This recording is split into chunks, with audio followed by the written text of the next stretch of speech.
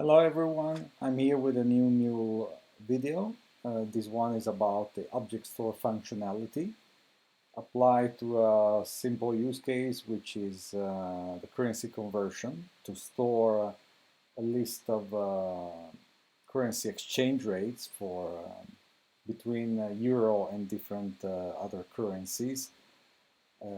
This is an example of static data that can be stored in a key value data store. In this case, obviously, the um, currency keys are the keys, and the exchange rates corresponding to them are the values. This is static data again, so it's a use case for this functionality for a key value data store.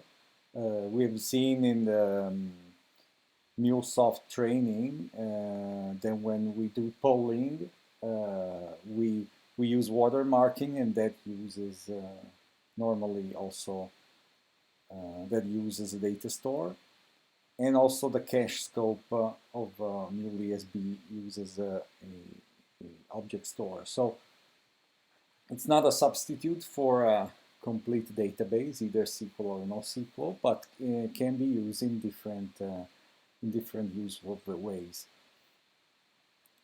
The object store was introduced in a Mule previous version, Mule 3, and it's a part of the Mule ESB runtime.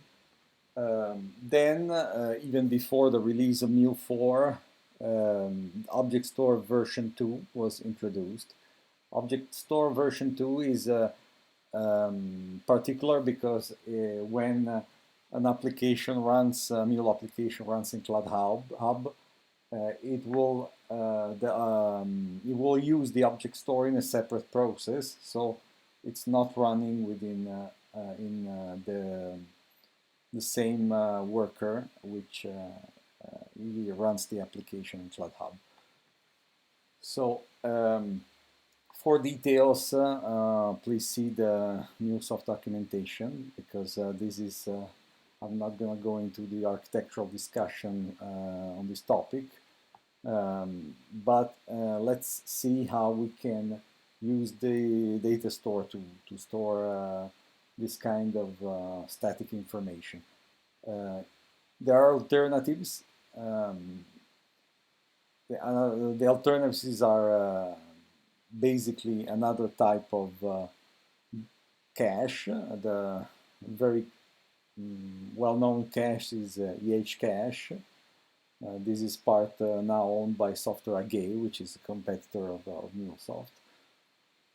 And that will require Java coding in the project of the app to use EH cache as a dependency. Another option it would be to use a key value database like Redis, for which there is a Mule connector pre-built. That's pretty powerful, but Redis is probably overkill for this kind of application, unless we have other requirements that for this kind of NoSQL database. So the Mule Object Store and the Object Store connector are simple to use, and they work out of the box. The Mule Object Store connector can be imported readily from Exchange, and it only has 7 operations. You can see them very simple. So we can clear the object store, we can check whether a key is present, we can store a key and value pair, we can retrieve the key value by the key, we can remove the key value pair, we can retrieve all and or retrieve the set of all keys. For out of the box, every running Mule application has its own default data store, object store, sorry. that does not need any configuration. If we want to use advanced functionality, we can define a global element for a custom object store. In this case, if we used a custom object store to store the exchange rate, we could define an object store called exchange rates, for example. And as you can see, you could configure, for example, maximum number of entries, time to leave for the entries, so the entries are automatically purged when they become stale, they become too old, and so forth. In this case, we will use the default data store. We just gonna prefix the key with a prefix called currency, so they don't mix with other keys in the default data store. As we said, currency conversion uses a table of exchange rates, which are static, are only updated once a day.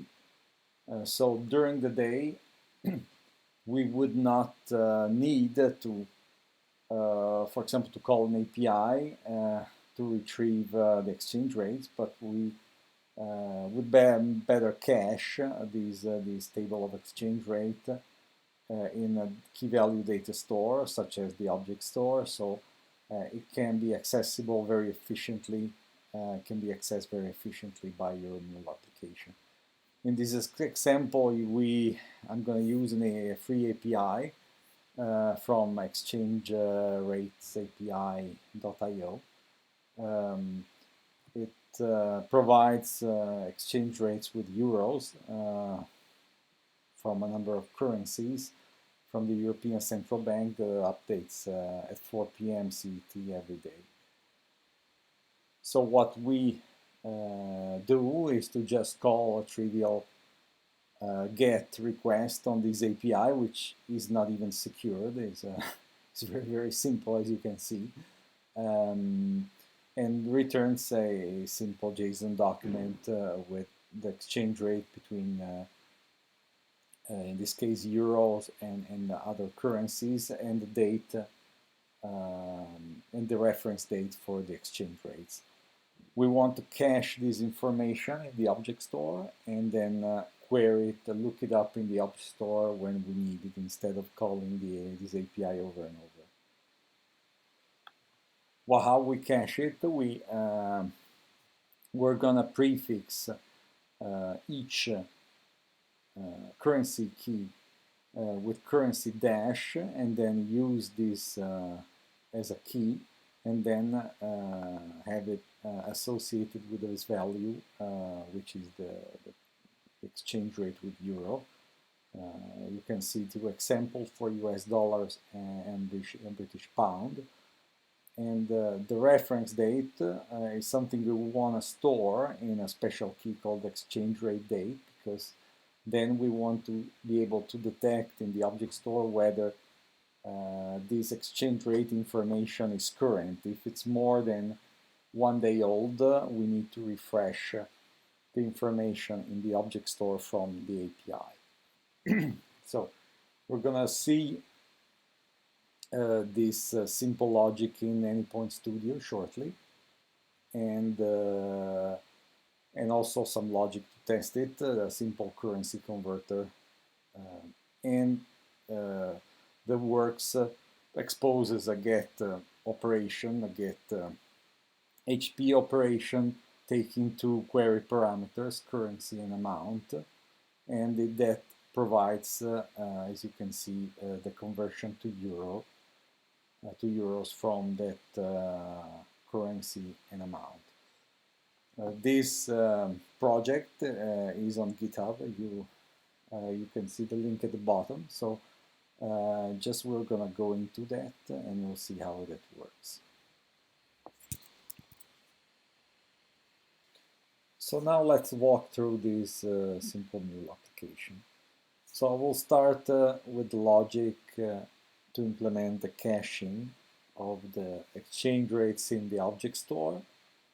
there is a flow which is scheduled to a scheduler task, and that will load the cache or refresh the object store with the exchange rates every day at 6 p.m. We can see there's a cron expression for executing at 6 p.m. CET. What this does is calling this very simple API that we saw before, get request. Of course, in a real application, that will be made parametric via properties. This is just a quick and dirty implementation. That this HTTP request returns the JSON document. We map the the JSON document needs to be mapped into a Java object, so we can more easily insert it into the object store. So here we're iterating over the JSON object. The JSON object, if you remember,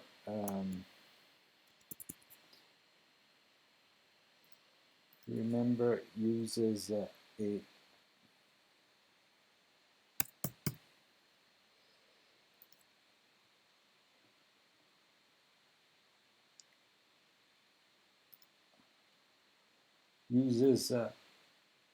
an object called rates, and then this object contains the key value pairs, and at the end there is the information about the exchange rate. So for each key value pair in payload.rates, we use the pluck operator to build an array of objects. Each object contains currency and rate. With this array, we can enter for each scope that iterates over the array. This logger is just for debug, but within the for each scope, the payload becomes, of course, the element of the array for each iteration. We save the key as currency dash concatenated with the currency in the payload for the current element, plus the rate. So with this for each scope, we populate or refresh the exchange rate. We use the store operation. You can see here that I didn't define the custom object store. I'm using the default object store. After populating this all the exchange rates in the object store, I set another key which is for the exchange rate date from this variable. This variable was set in this transform message processor, was set from the JSON, right? Converting the date to a date object. So again, at this point, we have saved all the currency exchange rates plus the reference date, and that's it. When a user calls the data store via retrieve operation to retrieve the exchange rate for a currency, they need to first check whether these currency exchange rates are current. So in order to do that, they need to retrieve the exchange rate date and check if that exists, and if it's not old, because if it doesn't exist or is old, it means that we need to refresh the information in the object store with the latest exchange rates. So here we just set the date of today in a variable called today. We retrieve an exchange rate day. We get, if the exchange rate date is not found in this object store, a default is the date of today minus 10 days, minus a period of 10 days. So that will avoid an exception doing the retrieve operation on the object store, and but it will provide a date in the past, and this date will be considered old, because in this choice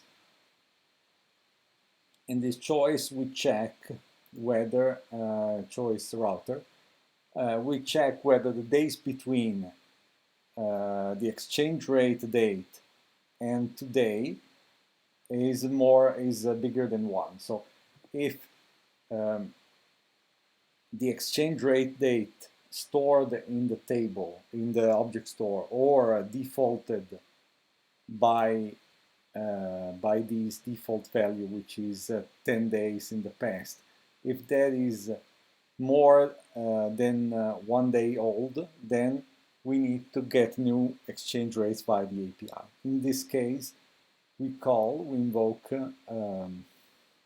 this same cache exchange rate flow. Instead of being invoked by the scheduler, it can also be called through this flow reference. So it's invoked when necessary, when we detect that we don't have the current recent exchange rates. So that's simple. We see how it can be used via the well, last thing, of course, we could use HTTP listener to trigger also the check, but that is just additional functionality. Also can be used for testing. This simple example is a euro currency converter. We receive a GET request having as query parameters the amount to be converted into in euros and the currency. We go and check if these two query parameters exist. As you can see, message.attributes.query parameter.currency. If the currency query parameters is not provided in the URL of the GET request, we have an exception, we have an error, and we handle it in the parent flow in this error continue scope. And the same if the amount is not null, if we don't have the amount query parameter, same. And also if the the amount query parameter is provided but it's not a number. So when these three validation pass, we just set two variables, amount and currency. With these two variables set, we then call the flow that we've seen before to ensure the exchange rates are current. If they're not, the API gets invoked and the new rates are populated in the object store. And then finally, we do the currency conversion. If the currency provided in the request here to this listener has is euro, then there's no conversion to make. So we do a trivial, there's no conversion. We just said the amount is equal to the amount in euros. If the currency is not euro, we need to retrieve the exchange rate. So we use the retrieve operation. And then again, we use as key the concatenation of currency dash and the value of the variable that we said before for the currency code. If it is not found, we have again an error. So with this error namespace OS object store invalid key or key not found, and we can provide an error response. Otherwise, we just simply provide a response where the amount is converted into euros by dividing the amount provided into the exchange rate. So that is a very simple example. I will not spend too much time going through that in debug, but I will just demo it in just by running. So I've made a pause waiting for this app to deploy, just not to waste your time. And then it's now deployed and we see how it works on Postman. This listens to HTTP port 8081. If I invoke a GET request just to without any query parameter, well, first the validation checks whether the currency query parameter is provided. So it provides an error if there's not such query parameter. If I only provide the currency, then it will tell me it's the amount is missing. So I also now provide the amount. And then this shows the conversion from $1,000 into euros. So, and that will use is using the exchange rate, which is